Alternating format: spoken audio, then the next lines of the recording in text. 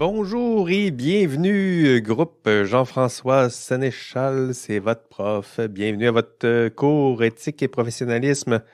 Deuxième rencontre cette semaine, deuxième podcast. J'espère que ça se passe bien pour vous. C'est condensé, je le sais, mais ça avance. Ce cours, rappelez-vous, là, c'était pas. Il me semble que c'est hier que Jean-François Sénéchal pétait les plombs au hockey. C'était le bon temps. Module 1 à l'époque. On est rendu au module 6. Donc, l'examen de mi-session, en plus, se dessine à l'horizon. Ce que je vous propose aujourd'hui, c'est d'en parler un peu. On va parler un peu du module 6, évidemment, mais aussi de l'examen de mi-session. Ce sera à la toute fin de ce podcast. Ça va vite, vite, vite, ce cours. C'est vite comme Fast and Furious. Avez-vous vu ça? J'ai pas vu ça. Mais ça va vite, vite, vite. Mais en mieux, ce cours. Non, je l'ai pas vu. J'ai bien d'autres bons films à visionner avant celui-là. Désolé aux fans, puis on saute directement dans le module 6. OK, module 6. Mardi, je vous racontais l'histoire du système professionnel. C'était le module 5. Et maintenant, je vous propose d'explorer le résultat de cette histoire, à quoi ça ressemble en ce moment, le système professionnel. Vous avez déjà une idée du résultat de cette histoire? Bon, d'abord, l'existence du Code des professions, rappelez-vous, c'était en 1973. Et découlant de tout ça, l'existence d'un code de déontologie. Tout ça s'est fait au tournant des années 1970. Et un beau code depuis. D'ailleurs, avez-vous lu votre code de déontologie? L'avez-vous lu? Il faudrait le lire, hein? Donc, trouvez votre code, prenez-vous un grand café, puis lisez-le. Puis, oubliez pas, ça prend un grand café. Non, c'est pas si mal, c'est pas si long, mais bien au contraire, c'est assez simple même. Mais il faut au moins le consulter, je dirais, une fois dans ce cours. Vous en aurez entre autres besoin là, pour documenter dans votre TP2. C'est sûr que pour plusieurs, là, vous aurez besoin de puiser notamment dans ce code. Ce ne sera pas le seul document normatif, mais ça fera partie des documents à l'étude, évidemment. Donc, un code, vous allez le voir, c'est assez simplement construit, je dirais, 3 parties. Puis, chaque partie de ce code désigne vos principaux destinataires, hein. Vous avez des responsabilités envers qui? Envers le public. Donc, ça, c'est le principal. Il ne faut pas l'oublier. Protéger le public. Ensuite, deuxième partie, des responsabilités, des devoirs et obligations envers le client. Donc, de protéger le client.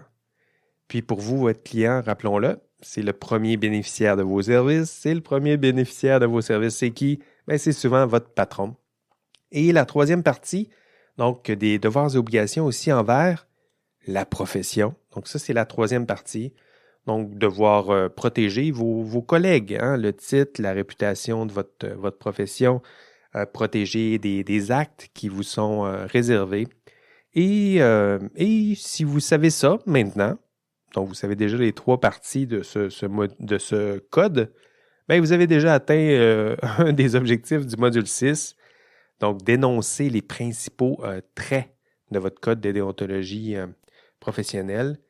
Je vais expliquer d'autres parties du code dans l'enregistrement de cours, mais je dirais que si vous avez déjà retenu ces 3 principales parties, ces 3 principaux destinataires, vous avez déjà fait une partie du travail. OK, tiens, ce sera notre indice de la semaine. Tiens, allons-y avec le petit signal sonore. L'indice de la semaine, ce sont vos 3 principaux destinataires dans votre code de déontologie professionnelle. L'indice, donc, est le public, le client, la profession. OK, le deuxième objectif du module 6, c'est de connaître les principales valeurs de votre profession. Donc, les connaissez-vous, les principales valeurs de votre profession? C'est le deuxième objectif du module. Je vais les expliquer dans l'enregistrement de cours, mais je pense que je vais prendre le podcast, étant donné que vous m'écoutez attentivement dans ce podcast. Puis, il y a une relation de proximité, là, je vous parle plus directement. Je pense que je vais consacrer un peu plus longuement ce podcast-là à vous expliquer un peu les valeurs de votre profession. Il y en a quelques-unes, puis on prend rarement le temps de les expliciter, puis pourquoi pas le faire dans ce podcast. Bon, première chose, il faut dire que ces valeurs, les valeurs professionnelles sont à peu près les mêmes, je dirais, d'une profession à l'autre. Hein, vos ordres aiment bien ça, là. On se donne des valeurs. Nos institutions aussi là, se donnent des belles valeurs. On met ça en vitrine là, sur la page d'accueil du site Internet, là, dans la page mission et valeurs. Parfois, il y a historique. Mais ça apparaît toujours à quelque part. Et malheureusement, ces valeurs sont souvent listées comme ça, dans le désordre. On ne prend pas le temps de les définir. Puis pour un philosophe, là, c'est inacceptable. C'est inacceptable. Faut définir les termes parce que être responsable et bienveillant, là, je veux bien, mais c'est quoi le bien? Puis c'est quoi que ça veut dire être responsable? Puis c'est quoi que ça veut dire être bienveillant? Donc, prendre le temps, surtout dans un cours d'éthique, je dirais, de définir les termes. Puis parfois, je dirais, sur certains sites, là, ce serait le fun là, qu'on prenne le temps au moins de donner une courte définition de qu'est-ce qu'on veut dire. Là. Et d'hiérarchiser aussi les valeurs, hein, les mettre dans l'ordre. C'est pas évident de dire ça. Hiérarchiser. Les mettre en ordre hiérarchique. Je vais me rendre cet après-midi. Donc, en ordre, hein, les valeurs. C'est-à-dire que pourquoi pas mettre une valeur tout en haut, puis essayer de les mettre dans l'ordre. Hein? Faire du sens, c'est un peu ça. Là. Les mettre dans l'ordre, leur donner un ordre de priorité. C'est ça aussi, là, faire de l'éthique. C'est pas juste se donner une somme de valeurs pêle-mêle en disant ben c'est ça, vous avez juste à respecter ces valeurs-là. Oui, mais quoi faire lorsque je serai dans un conflit entre mon devoir de, je sais pas, confidentialité, puis la protection du public? Hein, ces deux valeurs. Je priorise quoi, moi? Donc ça, c'est important aussi pour les institutions, des fois, de se commettre un peu puis de dire quelles sont les valeurs prioritaires, peut-être, ou nous aider.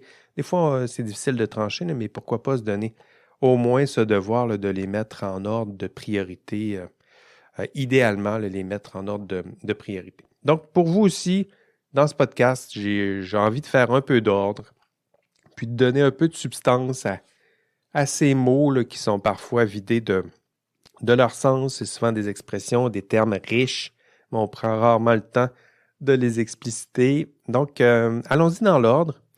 La première, donc, c'est ça, vos ordres professionnels vont lister toutes sortes de valeurs. Ce que j'ai fait pour vous, c'est que je les ai regroupées dans 4 grandes catégories, parce que peu importe comment on va vous les nommer, là, ça finit par se ressembler. Donc, je dirais que la première grande catégorie de valeurs citée par vos ordres, ça traite toujours de la compétence. Hein? Compétence. Donc, typiquement, lorsqu'on cite cette valeur, on pointe vers le fait que c'est important que vous soyez savant, connaissant, instruit, que vous ayez de l'expérience aussi. Donc, vous voyez là, un savoir théorique et pratique, des compétences théoriques, des compétences pratiques. Puis, on souhaite que vous soyez outillé aussi pour défendre ce savoir, hein, que vous maîtrisiez une certaine forme de savoir, la science, un savoir technique, un savoir scientifique, et vos ordres associent à cette valeur de compétence toutes sortes de tâches et d'obligations connexes. C'est là que vous allez voir un devoir de formation continue, par exemple. Hein. Vos ordres vous disent non seulement vous devez être formé, mais vous devez sans cesse continuer de vous former. Donc, connaître, sans cesse connaître et améliorer ses compétences et, ultimement, être compétent. Donc, ça, c'est une des premières familles de valeurs. Et à cette même valeur de compétence, j'ajouterais l'idée, et c'est parfois repris par certains ordres professionnels, l'idée de connaître et de respecter les limites de ce savoir et de cette compétence.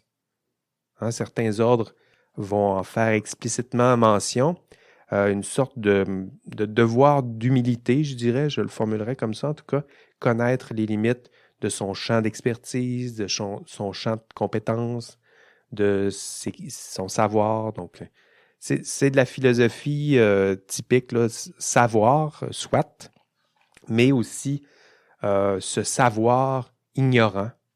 Hein? Donc, savoir aussi qu'on est ignorant dans d'autres champs que notre champ d'expertise. J'espère que je me fais comprendre. Là. Donc, on sait des choses, mais on sait aussi qu'il y a des choses qui nous échappent hein, dans d'autres champs de compétences. Donc, c'est une certaine forme de sagesse aussi, je dirais, là, cette idée de ce savoir ignorant, donc connaître les limites de son propre champ de compétences.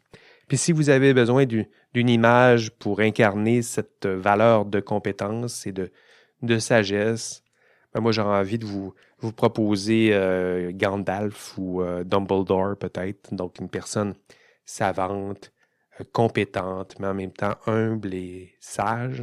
Donc il y a ça aussi, là, savant, mais en même temps humble. Quelqu'un qui sait qu'il détient une certaine forme de savoir, mais qui est suffisamment humble pour connaître les limites, qui sait qu'il a des compétences, mais qui est assez sage pour éviter de se commettre dans d'autres champs de sa compétence. Donc, ça aussi, vos ordres vont utiliser toutes sortes de mots pour dire à peu près ça. On va parler des mots éducation, expérience, quoi d'autre, savoir, formation technique. Mais je dirais qu'à la fin, on a une seule valeur là, qui collige tout ça en même temps, c'est l'idée d'être compétent. Donc, la compétence technique et scientifique. Puis, je dirais que d'un point de vue philosophique, là, c'est votre propre rapport au savoir et à votre propre savoir-faire. Donc, ça, c'est la première compétence. Valeur, plutôt. La deuxième catégorie de valeur qui est citée souvent par vos ordres professionnels, c'est l'honnêteté. Donc ça aussi, c'est un beau mot qui est riche, mais qui aussi veut dire beaucoup de choses. Être honnête, qu'est-ce que ça veut dire? Hein? Donc prenez le temps d'y réfléchir un peu. Honnête, qu'est-ce qu'on veut dire par honnêteté? Habituellement, là, lorsqu'on parle d'honnêteté, on désigne, je dirais, deux valeurs morales importantes. L'idée de justice. Donc, être honnête, c'est de respecter l'idéal de justice. Et être honnête, c'est respecter l'idéal de vérité. Donc, derrière le terme honnêteté, là, c'est riche là, parce qu'il y a ces deux grands concepts-là qui sont derrière. Justice, qui est un très grand concept, non seulement en philosophie morale, mais en philosophie politique, et vérité. Donc, ici, on est plutôt dans la philosophie, l'épistémologie, qu'est-ce que la vérité, mais c'est un concept qui est riche. Et derrière le terme honnêteté, on a les deux. Donc, justice et vérité. Donc, commençons peut-être par le premier sens, être honnête au sens de servir la justice. Donc, pour vous, ce que ça veut dire concrètement, c'est connaître les lois, connaître les règles. Vous en connaissez déjà quelques-unes, quelques codes de déontologie, mais vous allez voir que votre profession, là, c'est baigné, vous allez baigner dans ces lois, ces règles, ces codes, il y en a partout. Donc, connaître ces règles, ces codes, ces lois, être conscient des normes, du cadre normatif qui balise votre profession. Donc, voilà, ça fait partie du premier sens. Être honnête, là, c'est connaître ces lois, ces règles qui ont été d'ailleurs conçues par les systèmes politiques dans lesquels vous êtes plongé. Donc, ils font partie de la société. Et j'ajouterais à ça être connaissant des valeurs défendues par ce cadre normatif. Ça aussi, j'en ai déjà parlé. Là. Il y a des valeurs derrière ces normes, ces règles, ces lois. Hein? Ce n'est pas juste des normes, des règles, des lois. Là. C'est des normes, des règles, des lois qui sont là pour protéger certaines valeurs.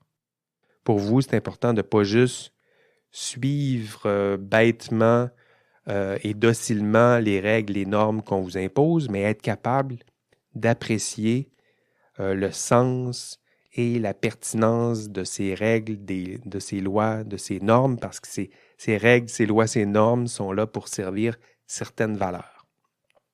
Et j'ajouterais être honnête au sens peut-être le plus élevé, là, c'est choisir librement et consciencieusement de se soumettre à un cadre normatif, à des règles, à des lois qu'on sait justes, qu'on sait au service de différentes valeurs, qu'on sait au service de la valeur de justice. Donc voilà ce que ça veut dire être honnête.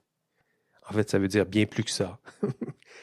mais on va se contenter pour l'instant de ce premier sens. Je vous avais dit deuxième sens. Donc, le premier sens, c'est l'idée de justice, donc servir la justice. Le deuxième sens, c'est être honnête, c'est se mettre au service de la vérité. Donc ça aussi, c'est important lorsqu'on dit être honnête.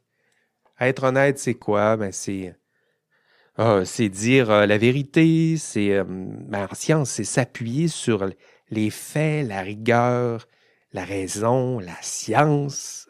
Donc, c'est pas pour rien là, que vous êtes formé dans ces champs disciplinaires, c'est pour être capable de dire vrai, capable de séparer le vrai du faux, de se rapprocher de la vérité en s'éloignant du faux. Donc ça, c'est un vrai beau terme riche, complexe. On parle oui, j'en parlais un peu plutôt d'épistémologie, hein, la connaissance de l'épistémie, là, c'est la raison.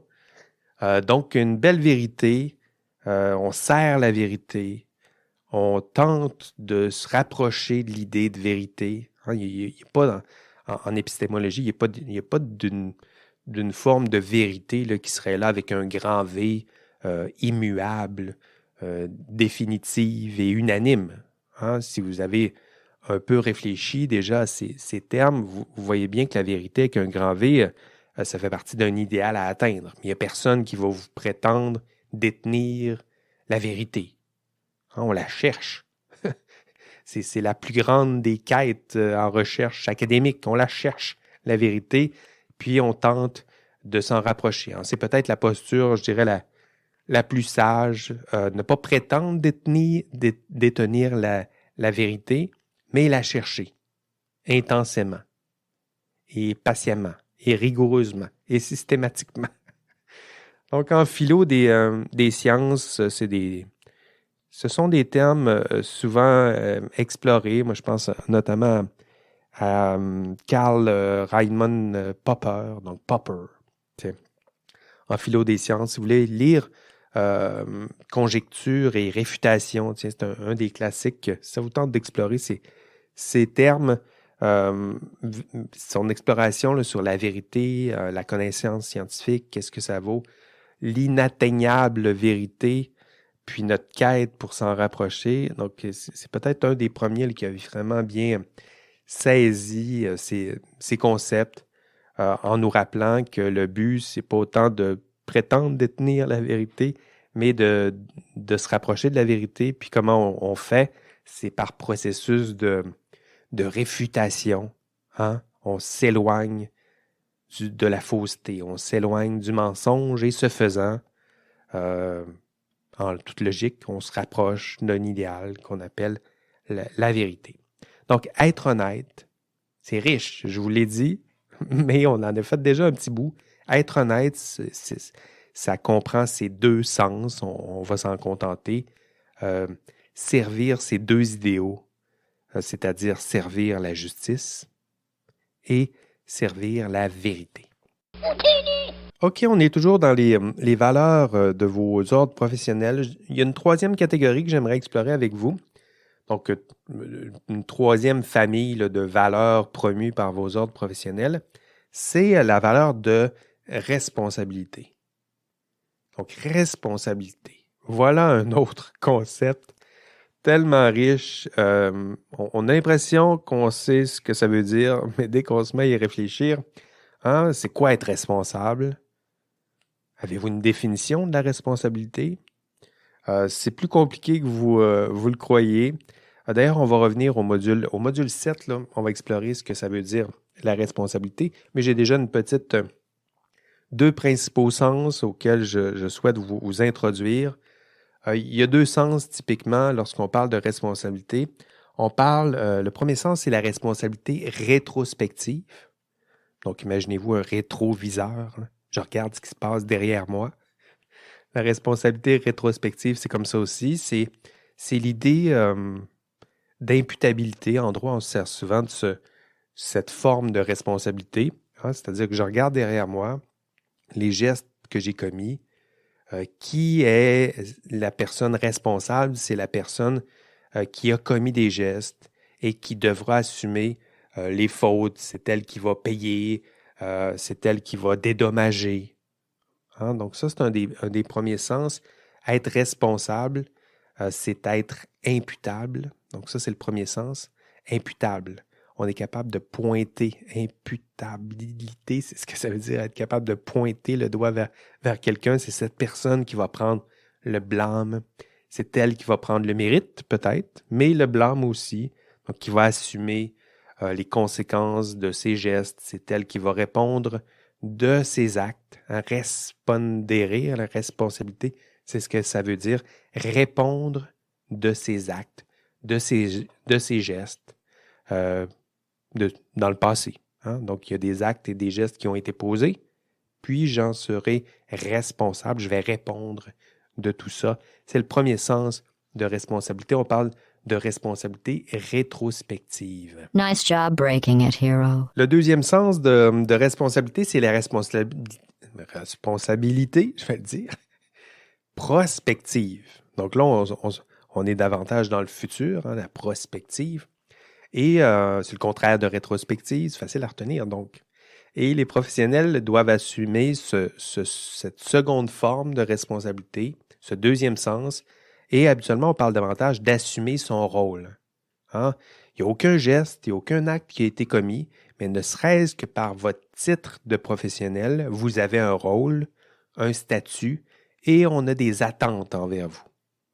Hein? Et pour vous, ce sera la protection du public, je le disais, la protection du client, protection de la profession.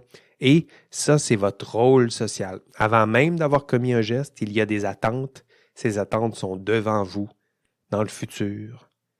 Et c'est cette responsabilité prospective. Ça revient à l'idée d'un rôle social. Et je vous en dis peut-être juste ça, et on va y revenir au module 7 lorsqu'on parlera de responsabilité et de jugement professionnel. Donc, deux termes importants dans l'exercice de la profession. On prendra le temps de parler de responsabilité.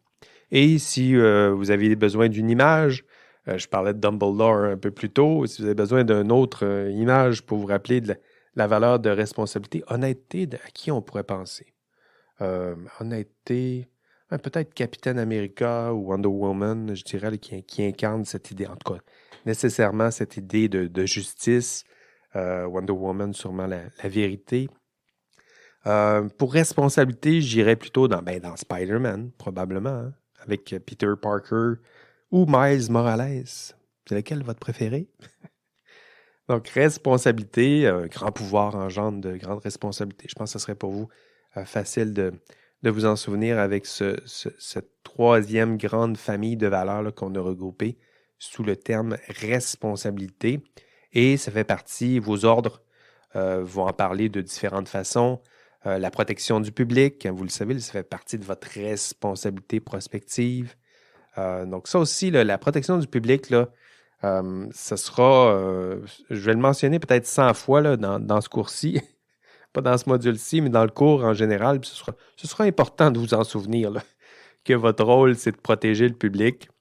C'est peut-être la question la plus simple et la plus difficile que vous posera éventuellement votre ordre professionnel lorsque vous ferez votre examen pour faire partie d'un ordre professionnel.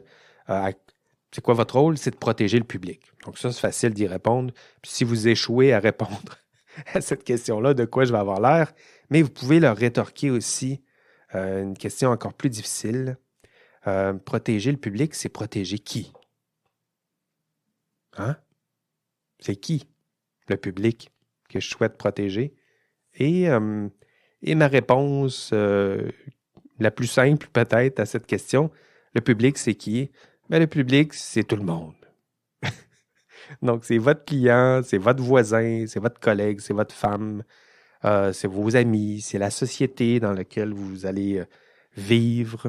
C'est vous aussi, donc tout ce beau monde-là. Et lorsqu'on parle de sécurité publique, santé publique, bien public, paix sociale, bien commun, finances publiques, protéger le public, là, c'est protéger tout ça et tout ce beau monde qui sont derrière tout ça. Et si vous avez besoin d'un autre super-héros pour incarner cette valeur, ben pensez peut-être à celui ou celle de votre choix. Hein, je dirais que la plupart des super-héros sont dans cet esprit, là, cette quatrième grande valeur qui est celle de protéger le public. Hein, vous voyez, j'ai fait le lien entre responsabilité, où on parle de responsabilité prospective liée à son rôle, et dans cette responsabilité prospective, il y a l'idée de protéger le public. Celle-là, encore une fois, c'est la quatrième. Là. Vos ordres professionnels vont la décliner de toutes sortes de façons. Là. Dépendamment de vos ordres professionnels, on va parler de santé publique ou de sécurité publique ou de finances publiques, mais à la fin, c'est de protéger le public. Et votre super-héros préféré, ce sera celui de votre choix parce qu'ils sont souvent là pour protéger le public, d'une façon ou d'une autre. Impressive. 4 grandes valeurs, c'est 4 grandes catégories de valeurs professionnelles. Des catégories que j'ai créées à partir des listes de valeurs que j'ai trouvées sur les sites de vos ordres professionnels. Souvent des listes, je le disais, sans contenu substantiel, on va le dire poliment, et sans structure logique. Puis j'ai tenté pour vous de faire un peu de sens dans tout ça. Donc, 4 grandes familles. La compétence. Vous devrez être compétent. Honnêteté. Vous devrez être honnête. La responsabilité. Vous devrez être responsable. Et 4, la protection du public. Vous devrez protéger le public. C'était l'objectif 2 de ce module 6.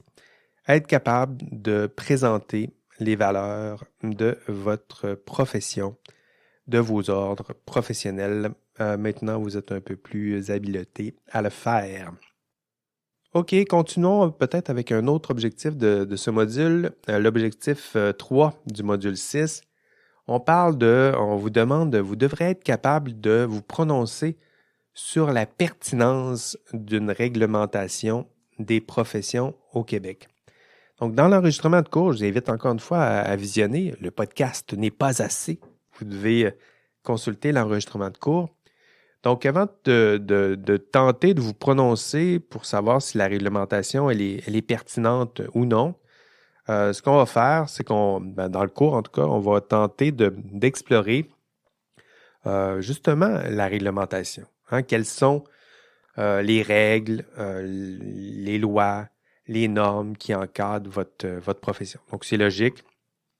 Dans ce module 6, dans l'enregistrement de cours, on va explorer à quoi ça ressemble la réglementation aujourd'hui. On va essayer de vous expliquer la structure du système professionnel.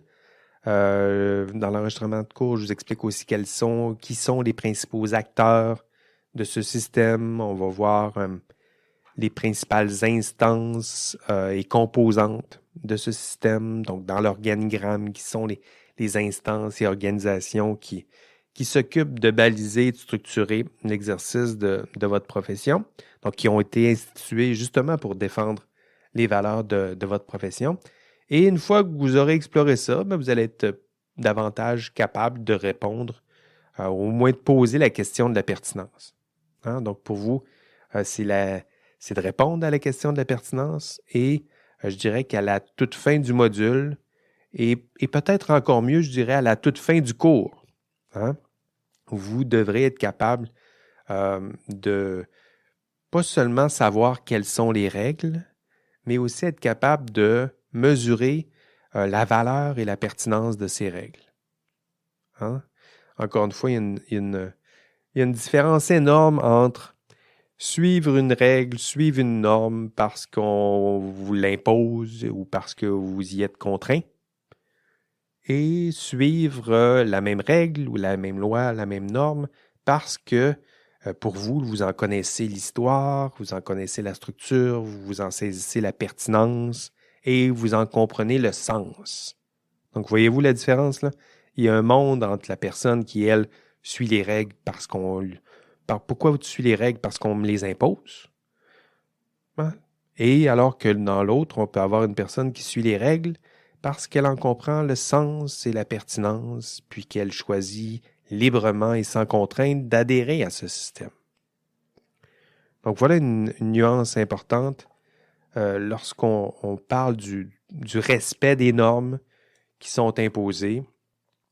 Il y a une bonne différence entre les personnes qui décident de s'y conformer parce qu'elle y est contrainte, puis sinon on la punit. Ou au contraire, je le disais, parce que non, je décide de me soumettre à ces normes librement, parce que je connais l'histoire de ces normes, puis j'en saisis le sens, la pertinence, puis voilà. Hein, donc, il y a une belle différence. D'ailleurs, c'est un des thèmes qui a été abordé par les études, j'oublie son prénom, Kohlberg, ça en tout cas, c'est les études en question, les études de Kohlberg, où lui expliquait différents stades de développement moral. Donc, c'est intéressant d'explorer ça. Vous irez voir, je pense que j'ai mis dans le contenu d'enrichissement, les textes sur les stades du développement moral de Kohlberg, où on explique justement qu'il y a une différence entre la personne qui suit les règles parce qu'elle a peur des punitions et l'autre qui suit les règles parce qu'elle en comprend le sens, l'histoire, la pertinence. Donc, d'où l'importance pour moi de développer, de votre développement moral. Là aussi, je travaille là-dessus. Pas seulement de vous dire, il y a un code, apprenez-le, prenez un café, puis appliquez-le. Non, on va essayer de comprendre d'où ça vient, pourquoi ça vous est imposé, quelles sont les valeurs qui sont derrière tout ça, puis comprenez-vous la structure du système, puis les lois, puis les valeurs qui sont derrière tout ça. Donc, je pense qu'il y a derrière cette intention-là l'idée que de faire confiance justement, de faire confiance au jugement de l'étudiant en question pour être capable de s'approprier tout ça et de faire le choix libre de s'engager dans cette profession pour respecter des normes, des normes, des règles, des lois, un code, un cadre qu'il comprend et pour lequel il comprend le sens et la pertinence. Donc, c'est là-dessus que je travaille. Pas juste dans ce module 6, je dirais que je travaille avec vous dans le module 5, dans le module 6. Vous m'avez vu aller, là, je vous ai expliqué l'histoire du système professionnel. On explorait un peu les débuts de cette réglementation. Et le but de tout ça, c'est de vous montrer aussi les errances, les problèmes. On ne fera pas l'autruche, là, on a vu des problèmes au cours de l'histoire. Vous avez constaté les conséquences de ces tristes maladresses de vos collègues dans l'histoire, puis les conséquences qu'il y a tout ça qu'il y a eu sur la confiance du public. Puis tout ça, je le fais à dessein, là, c'est-à-dire que mon objectif, c'est que vous compreniez davantage le sens, les valeurs qui donnent sens à cette réglementation. Et conséquemment, mieux saisir la pertinence de tout ça. Donc, ultimement, je dirais qu'à la fin de ce module et surtout à la fin du cours, vous serez capable, du moins vous serez plus compétent pour juger de la pertinence de tout ça, ces règles, ces normes, ce système professionnel. Est-ce que c'est juste? Est-ce que c'est efficace? Est-ce que ça coûte trop cher? Pour l'instant, on travaille à vous démontrer tout ça. Puis à la fin, mon objectif général, je dirais, c'est que vous soyez capable ultimement de défendre le sens, d'être capable de critiquer aussi, de cerner les manques, mais être capable de défendre le sens et la pertinence du système qui est en place si vous décidez de faire partie de ce système.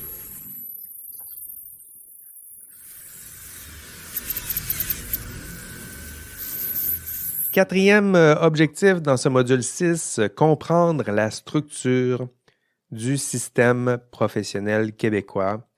Donc ici aussi, je vous invite à aller consulter l'enregistrement de cours. En classe, je vais vous présenter un bel organigramme. C'est un organigramme qui est facile à trouver sur Internet d'ailleurs.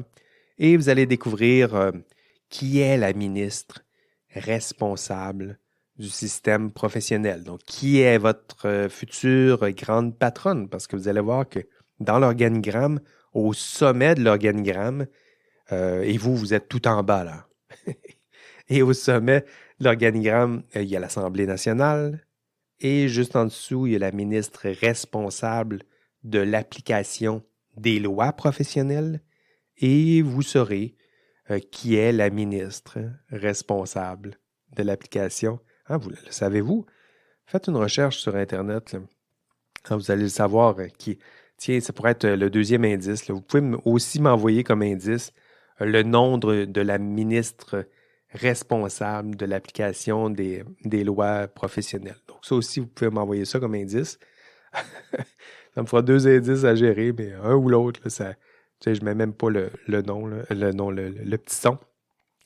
Donc, la ministre. Puis si vous ne le savez pas, vous pouvez même écouter l'enregistrement de cours. Vous allez le voir, je le dis dans l'enregistrement de cours. Tiens, ça va être ce ne sera pas un indice, ça va être mon teaser pour vous inciter à aller écouter l'enregistrement de cours. Donc, la structure du système professionnel, éventuellement, vous devrez avoir une idée à quoi ressemble un bel organigramme, à quoi ressemble la structure du système professionnel en place, quelles sont les différentes instances qui font partie de cet organigramme, qui sont les acteurs. Ça fait partie du module 6. Il vous resterait 2 objectifs à explorer et là, ici, il va falloir aller dans l'enregistrement de cours et dans les documents proposés dans l'ENA, puisque vous devrez être capable d'expliquer le rôle des principales instances qui composent le système professionnel. Donc, je vous l'ai dit, il y a un organigramme, il y a différentes instances et organismes qui font partie du système professionnel. Chacun de ces instances et acteurs, actrices, un rôle particulier dans le système. Vous devrez connaître non seulement ces acteurs, mais connaître aussi leur rôle. Et pour ça, vous pouvez déjà commencer à explorer le site de l'Office des professions du Québec. Vous allez voir, entre autres, la partie concernant le système professionnel. Vous allez trouver toute cette information-là. D'ailleurs, j'ai donné les hyperliens sur l'ENA du module 6, puis ça vous permettra d'explorer à votre guise ces 2 objectifs, ces 2 derniers objectifs de ce module 6. En fait, je disais dernier objectif, il y en a un dernier, il y en a un autre dernier, c'est d'expliquer comment et pourquoi le système professionnel permet d'assurer la protection du public. Donc, ça ici, vous le voyez là, de la façon qu'il est formulé, cet objectif. Le but, c'est un objectif récapitulatif, je dirais. Assurer la protection du public, c'est l'objectif. On a conçu un système professionnel. Je vous expliquer comment ce système-là a été organisé, pourquoi il a été mis en place. Donc, l'objectif résume un peu tout ça. Donc, dernier objectif de ce module, être capable d'expliquer comment et pourquoi. Donc, comment on l'a vu au module 5, pourquoi les valeurs, comment et pourquoi le système professionnel permet d'assurer la protection du public, qui, elle, est la valeur ultime du système professionnel. Donc, vous le voyez, c'est un bel objectif récapitulatif. Puis, pour atteindre cet objectif, vous devrez avoir atteint les objectifs du module 5, du module 6, être capable d'expliquer comment fonctionne le système, donc sa structure, ses mécanismes, ses normes, les règles, les différentes instances, et être capable d'expliquer pourquoi le système professionnel permet d'assurer la protection du public. Puis pour ça, vous devrez maîtriser quelques notions d'histoire du professionnalisme, quelques valeurs promues. Donc tout ça, ça vous permettra aussi d'expliquer le sens moral de tout ça. Donc, ça ressemble à ça, le module 6. Sinon, qu'est-ce que vous devez faire aussi dans ce module 6? Allez participer au forum. Quoi d'autre? Vos travaux d'équipe. Donc, le TP1, il est remis. Puis, je vous ai promis une correction d'ici, pas ce vendredi, mais vendredi prochain. Ça va me laisser le temps de corriger un peu, mais rien ne vous empêche de sauter tout de suite dans le TP2. Puis d'ailleurs, essayez d'utiliser le même document, là. Ça a été compliqué déjà d'avoir un seul document partagé, là. Prenez le même document partagé, faites juste changer le nom, là. En tout cas, pour moi, ça simplifiera vraiment mon suivi. de ces différents documents. J'en ai plusieurs. Essayez de le nommer autrement aussi que juste éthique, là. Parce que sur 38 travaux, là, il y en a peut-être 30 qui ont décidé de s'appeler éthique ou FI 3900. Là. Pour moi, ça ne m'aide pas vraiment pour faire le suivi. Et donc, module 1 à module 6, on serait rendu à la fin et vous seriez prêt pour faire votre examen de mi-session. Est-ce que c'est le cas? Sarcasm self-test complete. C'est peut-être pas le cas, mais justement, concernant cet examen de mi-session, parce que ça s'en vient très vite. En fait, pour vous, c'est dès aujourd'hui, là, si vous le voulez. Ça va être ouvert pendant plusieurs jours, là, presque 10 jours, si je compte bien. Mais vous pouvez le commencer dès ce vendredi, là. Mais pour celles et ceux qui seraient inquiets et qui voudraient peut-être sauter dès aujourd'hui dans cet examen de mi-session, je me permets déjà de vous donner quelques instructions. On va répondre aux questions classiques. Donc, où ça se passe? Bien, l'examen, ça se passe où vous le souhaitez, là. C'est-à-dire que c'est un examen qui se fait en ligne. Donc, de chez vous, de votre appartement, du café du coin. L'important, c'est d'avoir une bonne connexion Internet, par contre, là. Donc, assurez-vous d'avoir un bon PC puis une bonne connexion Internet, je dirais comme ça. Donc, où l'examen, donc quoi? Ben, l'examen recouvre les modules 1 à 6 inclusivement. Donc, une fois que vous ouvrez une partie d'examen, faites attention parce que chaque partie d'examen, ça peut aborder n'importe quel objectif des modules 1 à 6 inclusivement. Donc, pensez pas là, que j'ouvre la partie 1 de l'examen puis c'est le module 1. Non. Chaque fois que j'ouvre une partie de l'examen, ça peut être une question ou quelques questions sur les objectifs des modules 1 à 6 inclusivement. Donc, soyez prudents. L'examen se fera quand? Ben, je le disais. Donc, vous pouvez commencer dès ce vendredi 26 mai et vous avez jusqu'au 4 juin, je le disais. Là, donc, c'est presque que 10 jours. La forme de l'examen maintenant. L'examen, il est divisé en 5 parties, je le disais un peu plus tôt. Donc là, ici, il faut comprendre qu'il n'y a aucun lien entre une partie d'examen puis un module particulier. Si je l'ai divisé en parties, est-ce que je rentre dans ces détails-là? Ben, c'est lié au système de qualité de l'ingénieur, là. Donc peut-être que vous êtes familier avec ça. Je ne rentrerai pas dans les détails, là, mais je dirais que chaque partie est liée à une sous-qualité de l'ingénieur. Donc moi, j'ai déontologie, éthique et équité, là. Donc, il y a des parties de l'examen qui sont liées à des sous-qualités de l'ingénieur. Mais peu importe, je ne vais pas rentrer. Je vais pas rentrer dans ces détails-là, là. Pour vous, rappelez-vous que à chaque fois que vous ouvrez une partie de l'examen, il y en a 5. Et à chaque fois que vous ouvrez une partie, dites-vous qu'il va y avoir des questions qui ciblent les objectifs des 6 premiers modules. La durée de l'examen, ben, vous avez accès à chaque partie de l'examen pendant une durée de 45 minutes. Donc, ça aussi, c'est important que vous le saisissiez, là. Vous avez 10 jours pour faire votre examen. Donc, vous avez 10 jours pour faire les 5 parties de l'examen, mais faites attention parce que lorsque vous ouvrez une partie d'examen, vous avez 45 minutes pour la compléter et la soumettre. Puis, si vous ne la soumettez pas, elle va se soumettre automatiquement après 45 minutes. Donc, 45 minutes top chrono, là. C'est-à-dire que même si vous la fermez, le minuteur continue d'égrener les secondes. Donc, vous ouvrez une partie. Moi, j'ai fait la partie 1 lundi, la partie 2 mardi, j'ai un peu de temps. J'ouvre la partie 2, toup, 45 minutes. Je me dépêche de répondre aux questions, puis je la soumets. Donc, 45 minutes pour faire ça. Matériel permis, ben tout, parce que ça se fait à distance, là. Donc, je pourrais vous dire, utilisez rien, mais en même temps, ça serait difficile à contrôler. Donc, tout sauf d'anciennes copies d'examen. Donc, d'ailleurs, si vous voyez des copies circuler, c'est interdit. Donc, moi, dans mon cours, j'ai interdit de faire circuler des copies d'examen. Je pense pas que c'est de la bonne pédagogie là, que de vous faire pratiquer à répondre à des examens passés. Donc, non, je préfère être plus explicite et honnête en vous donnant mes objectifs de chaque module, puis vous rappeler que je vais poser des questions exactement pour vérifier si vous avez atteint ces objectifs de module. Et non il y a plein d'examens, puis allez faire des examens, puis devenez un champion de faire mon examen, puis après ça, venez à l'examen final. Ça me semble être une pédagogie souple et douteuse, tiens, je vais le dire poliment comme ça.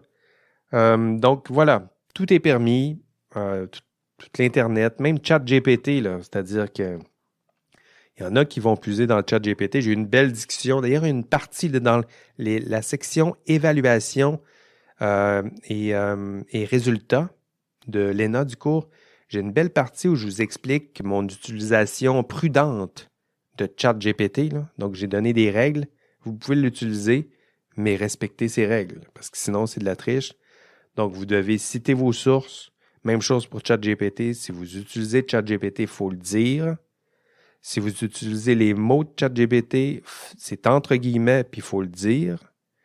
Mais idéalement, ce que j'aimerais, c'est que vous produisiez vos propres contenus. Même chose sur Internet. Si vous prenez un petit passage copier-coller, peut-être que vous avez besoin d'une petite phrase pour illustrer ce que vous voulez dire, mais citez vos sources. Et si vous me faites un gros copier-coller, puis c'est ça votre réponse, entre guillemets, vous voyez bien que ça ne fonctionne pas. Donc, pratiquez-vous. Ça aussi, votre examen de mi-session, c'est une pratique.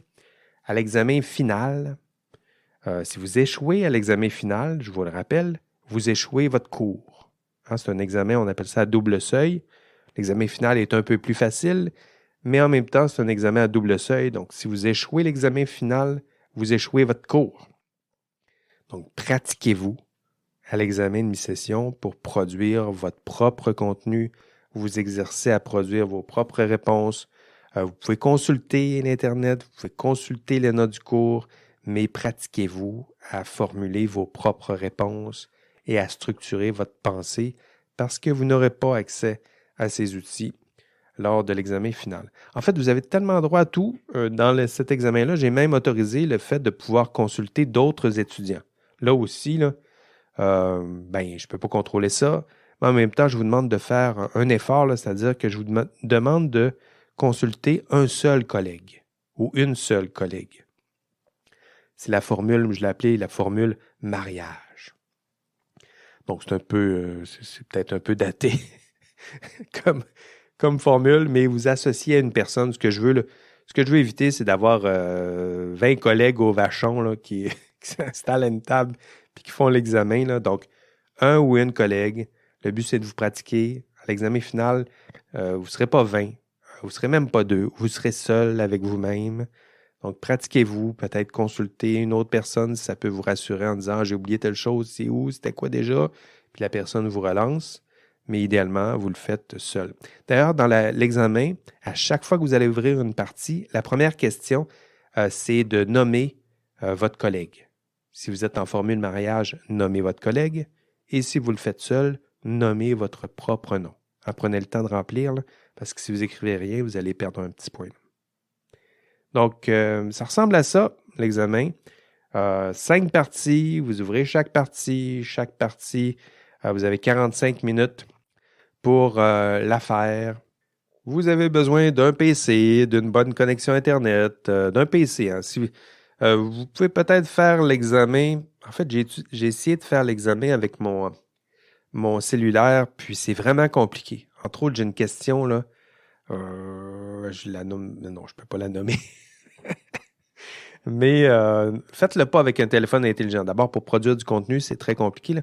J'ai une question où on associe des choses là, avec des boîtes. Puis des boîtes au bout du doigt, là, ça se fait très mal, alors qu'avec un PC, c'est très simple. Donc, un bon PC, une bonne connexion Internet. Puis voilà, je dirais que ce sera la façon la plus simple. Puis, ça se peut qu'il arrive des problèmes techniques. Puis, s'il arrive des problèmes techniques, paniquez pas. Ça se fait à distance. Puis je ne répondrai pas là, appelez-moi pas en catastrophe. Là, si, des fois, ça sera même pas, je ne serai même pas là si vous faites votre examen pendant le week-end. Donc, restez calme. S'il y a un problème technique, faites des saisies d'écran. De toute façon, quand vous faites votre examen, moi, j'ai un journal de bord. Là, je vois à quel moment vous êtes branché, c'était quoi votre OS utilisé. Puis, donc, j'ai toutes sortes de détails qui me permettent de corroborer ce que vous allez me dire plus tard. Mais faites des saisies d'écran, documentez, écrivez-moi peut-être pour après votre examen pour m'expliquer ce qui s'est passé. Puis, on va tenter de résoudre tout ça. Vous pouvez appeler peut-être le service, le CISTIP, là, donc le Centre de services en TI et pédagogie. Leurs coordonnées sont sur l'ENA. Donc, vous pouvez leur écrire si jamais il se pose un problème plus technique, durable. Mais je dirais qu'en général, s'il y a un problème technique, l'ordinateur plante, vous perdez l'électricité, il arrive quelque chose, là, essayez de documenter tout ça. Puis envoyez-moi votre documentation et vos preuves, puis on va trouver une solution. Donc, faites-moi confiance, là, il n'y a aucun étudiant qui va être pénalisé en raison de problèmes techniques. Bon, il faut être capable de le démontrer que c'est un problème technique, mais si vous êtes capable de le démontrer, il n'y en a aucun d'entre vous qui sera pénalisé. Donc, aucun va être pénalisé pour tout ça. Enfin, dernier message, je vous en ai fait part cette semaine dans le courriel que je vous ai envoyé. Donc, si vous souhaitez réviser avec moi les modules 1 à 6, j'ai prévu une séance Zoom synchrone. Je vais faire ça mardi prochain. Donc, mardi, on va être le 30 mai. J'ai cédulé ça sur l'heure du dîner parce que je me suis dit, bon, ils sont en stage peut-être ou ils ont d'autres choses à faire. Puis, il ne faut pas que ça soit trop tôt le matin parce qu'il y en a qui se lèvent tard. Donc, je me suis dit de midi à 13h. Puis, on se voit en ligne. Ce sera notre première rencontre en ligne, mais je trouve que c'est un beau prétexte. Là, on révise ensemble. Essentiellement, je dis révision, là, mais on va faire un caout ensemble. Vous avez déjà fait des caouts. Puis sinon, ben, vous allez voir, là, c'est un peu stressant, mais c'est très collégial. Puis on transpire un peu, mais on a du plaisir. Puis moi, ça me permet de réviser au passage, vous poser des questions, puis en même temps de commenter, puis de réviser au passage le contenu des modules 1 à 6. Donc, ça sera 1 heure à peu près. Et pendant cette heure, ben, on va faire un caout. Ça me permettra de réviser un peu avec vous, de tester vos connaissances. Pour vous, ça vous permettra de vous comparer à vos collègues de classe. De classe. De classe, c'est ça que ça fait de lire un peu trop en anglais. Donc, de classe. Puis, donc, un beau jeu questionnaire en direct, en ligne, avec une belle petite musique et du stress, puis des mains qui transpirent un peu. Ce sera mon cas, même juste à dire caout, mes mains transpirent. Donc, c'est ça. Si vous êtes capable de patienter jusqu'à mardi prochain avant de commencer votre examen de mi-session, ben, vous pourrez bénéficier de cette courte révision et de ce court jeu avant d'entamer votre examen de mi-session, ce qui vous laissera quand même 5-6 jours là, pour terminer votre examen de mi-session. Donc, le rendez-vous pour nous, ce sera mardi prochain. Je parle du 30 mai de midi. Notez ça à votre agenda. Là. Donc, mardi, appuyez sur pause. Non, je vais vous le dire, puis après, appuyez sur pause. Mardi 30 mai, midi à 13h. Donc, maintenant, vous êtes de retour. Puis, vous allez pouvoir faire votre examen du mardi au dimanche, 4 juin, 23h59. Vous aurez tout ce beau temps-là là, pour faire votre examen, c'est-à-dire les 5 parties de l'examen. Et à chaque fois que vous ouvrez une partie, vous avez 45 minutes pour la faire. OK, c'est tout pour cette semaine. 2 podcasts cette semaine, 2 modules. Bravo, vous travaillez fort. On se revoit mardi prochain en classe synchrone de midi à 13h pour une session de révision des modules 1 à 6 et pour notre caout. J'espère que vous serez prêts pour gagner ça. Et on ne lâche pas. Donc, vous avez presque la moitié du parcours de fait dans ce cours. Une fois que vous aurez terminé l'examen de mi-session, vous pourrez vous dire « J'en ai fait la moitié, j'ai réussi. » Puis, on s'en va vers le dernier droit parce que cette année de fou achève. Allez, bye bye.